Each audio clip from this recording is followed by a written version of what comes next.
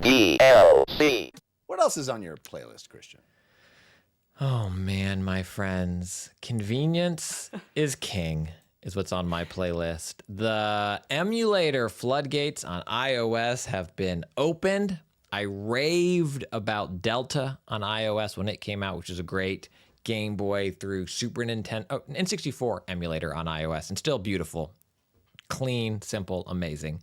Well, this past week, PPSSPP came out on iOS. That language is not appropriate here. I'm sorry, PPSS Poo Poo came out on iOS. And that, I think, launched on the App Store in the morning. And then it was maybe an hour or two later, RetroArch came out. And everybody's like, oh no, we're losing our just like two big hitters. And PPSSPP is a PSP emulator. And it's awesome. It's always been awesome. It's been an emulator that folks have probably been using on a lot of Android-based emulation for the PSP already, or even on your computer, and now having it out natively on iOS. And it's a phenomenal, been put through the paces emulator, and to have this thing launch on iOS, I guess the only a silver lining about it taking so long for emulators to come out on iOS is that they're very polished.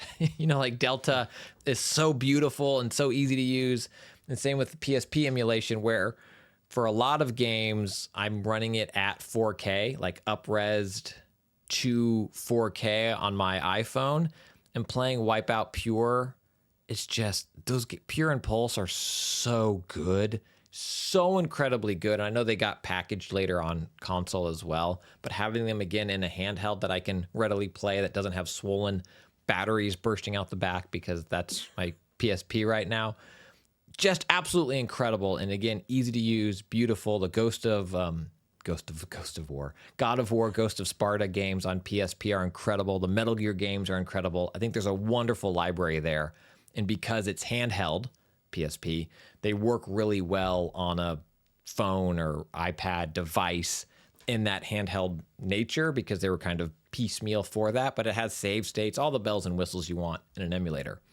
RetroArch, also extremely polished, but in my opinion, I think I'm not alone in this, very confusing. It is not Delta or PPSSPP in terms of I add a game. I can, for PSP, it's super easy to get your own ROMs. If you bought any game digitally, you already have the ROM. You can just put in your little Sony memory card and be like, I will take that over to this emulator now. And it's you did it. You've got no hard extraction, super easy to do.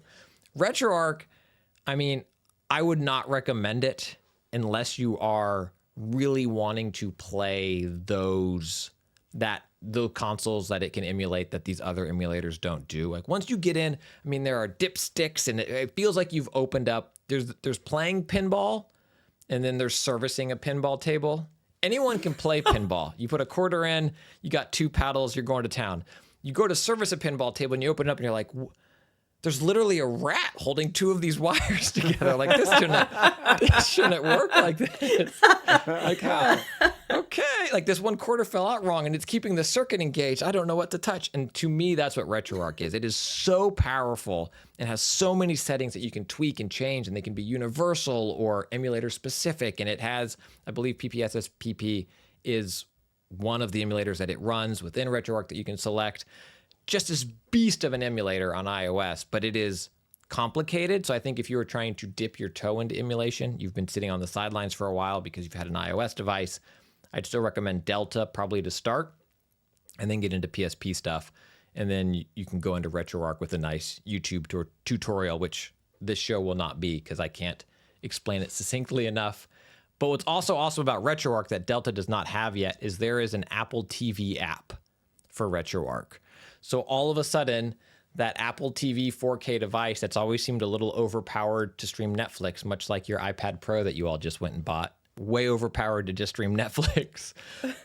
This little set-top hockey puck now is one of the most capable retro emulation devices around, and it is wild to me still to this day to see that on the Apple TV App Store. You can just go download RetroArch. Easy to get your games onto. Works like a dream. I am in love. I'm replaying all the Wipeouts and everything else as well. So good. All the wipes out? I think that's how you say it. All the wipes out. It's the capital E. It's whippy out, I think is how you technically pronounce the Wipeout franchise. Well, there you go. You can get the full audio version of this show by subscribing to the RSS feed, which you can find at dlcpod.com.